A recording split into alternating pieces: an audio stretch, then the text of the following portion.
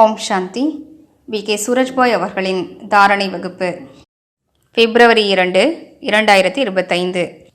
யார் வீணானவை மற்றும் எதிர்மறையானவையிலிருந்து விலகி இருக்கிறார்களோ அவர்களுக்கே பரமாத்ம அவார்டு கிடைக்கின்றது. அந்த பரமாத்ம பரிசு என்னவென்றால் உலக அரசாட்சியாகும். இது எதிர்கால பரிசாகும்.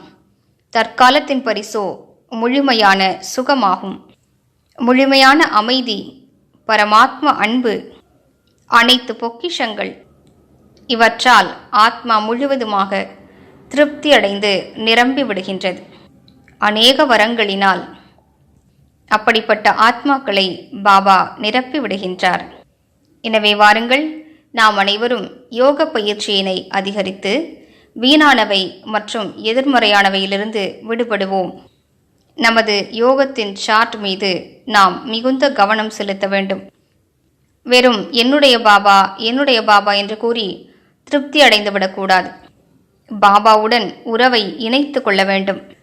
இறைவன் நமது நண்பர் ஆவார், இந்த நினைவில் நிலைத்திருக்க வேண்டும். அவர் நமது துணைவர் ஆவார் என்ற நினைவிருக்க வேண்டும். கூடவே சக்தி வாய்ந்த யோகத்தின் மூலமாக, அநேக விதமான ஆன்மீக பயிற்சிகளின் மூலமாக தன்னைத்தான் லேசாக வைத்துக் கொள்ள வேண்டும்.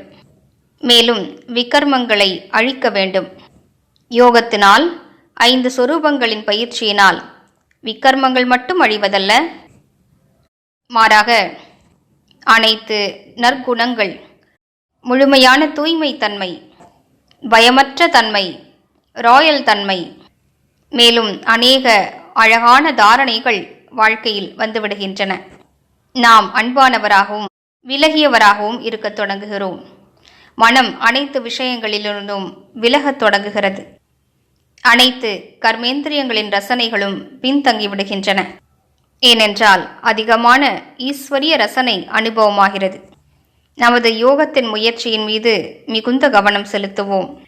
நமது தினச்சரியத்தினை திட்டமிட்டுக் கொள்வோம். கர்மங்களை செய்தபடி, குடும்பத்தில் இருந்தபடி, உணவு சமைத்தபடி நம்மால் பலவிதமான அழகான பயிற்சிகளை மேற்கொள்ள முடிய வேண்டும்.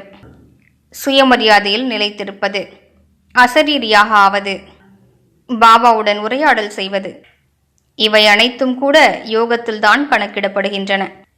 இப்படிப்பட்ட பலவிதமான பயிற்சிகள் மூலமாக பலவிதமான பலன்கள் கிடைக்கின்றன. முக்கியமாக நான் வெற்றி ரத்தினமாவேன் என்ற சுயமரியாதையின் மீது கவனம் செலுத்துவோம்.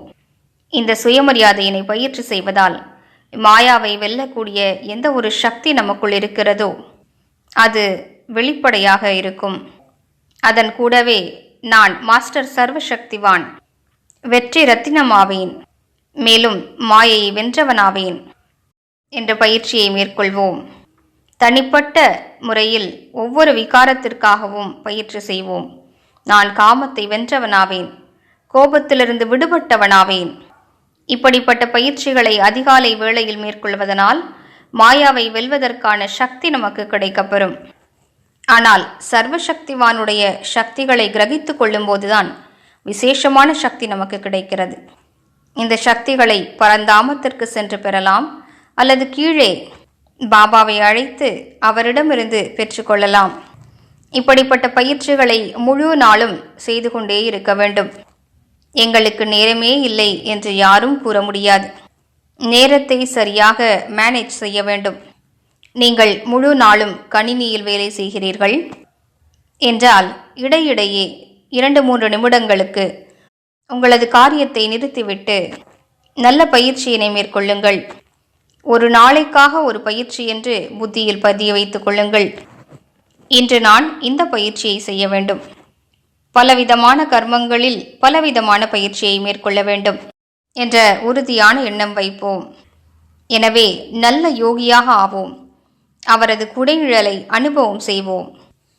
அவ்வாறு செய்வோமானால் நமது பொறுப்பினை தந்தை ஏற்றுக்கொண்டு விட்டார் என்ற அனுபவம் ஏற்படும். இன்று முழு நாளும் பாப் தாதாவை அழைப்போம். அவர் நமதருகே வந்துவிட்டதை உணர்வோம். அவரது வருகையை உணர்ந்து பார்ப்போம். இந்த பழக்கத்தினை ஏற்படுத்திக் கொள்வோம். பின்னர் சக்தி வாய்ந்த யோக பயிற்சி மேற்கொள்வோம். ஆத்மாவாகிய நான் பரந்தாமத்தில் சர்வசக்திவானுடன் இருக்கின்றேன். அவரை காட்சிப்படுத்தி பார்ப்போம். நாங்கள் இருவரும் அருகருகே இருக்கின்றோம். சர்வசக்திவானின் சக்திகள் எனக்குள் நிறைந்து கொண்டே இருக்கின்றன. மீண்டும் மீண்டும் இந்த பயிற்சியை மேற்கொள்வதால் நாம் மிகுந்த சக்தி வாய்ந்தவராக ஆகிவிடுவோம். தன்னைத்தான் மிகுந்த லேசானவராக அனுபவம் செய்வோம். எனவே வாருங்கள், நல்ல யோகியாகி தூய அதிர்வலைகளை உலகிற்கு தானமளிப்போம். ஓம் சாந்தி.